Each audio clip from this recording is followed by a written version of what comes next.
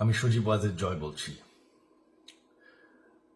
বাংলাদেশে এখন একটি বিশৃঙ্খল পরিস্থিতি চলছে। সারা দেশে আমাদের ভাঙচুর হচ্ছে, লুটপাট হচ্ছে, আমাদের শহরের বাইরে আমাদের নেতাকর্মী, আমাদের আওয়ামী লীগের নেতাকর্মীদের উপর হামলা চলছে, অনেকে হত্যা করা হয়েছে।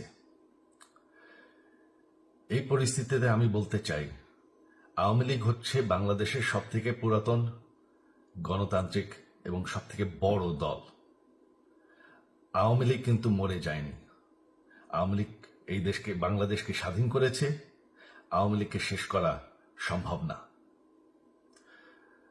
আমরা বলেছিলাম যে আমার পরিবার আর রাজনীতি করবে না, তবে আমাদের নেতাকর্মীর উপর যেভাবে হামলা হচ্ছে, এই পরিস্থিতিতে আমরা হাল ছেড়ে দিতে পারি না।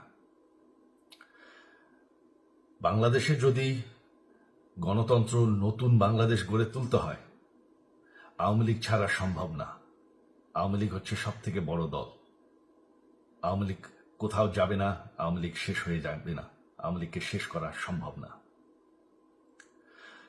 আওয়ামী লীগের নেতাকর্মীদের আমি সবাইকে আহ্বান জানাচ্ছি যে আপনারা সাহস নিয়ে দাঁড়ান।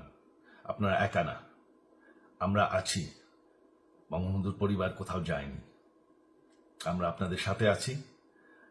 দেশকে, আমাদের নেতাকর্মীদেরকে, আওয়ামী লীগকে রক্ষা করার জন্য যা প্রয়োজন আমরা করতে প্রস্তুত।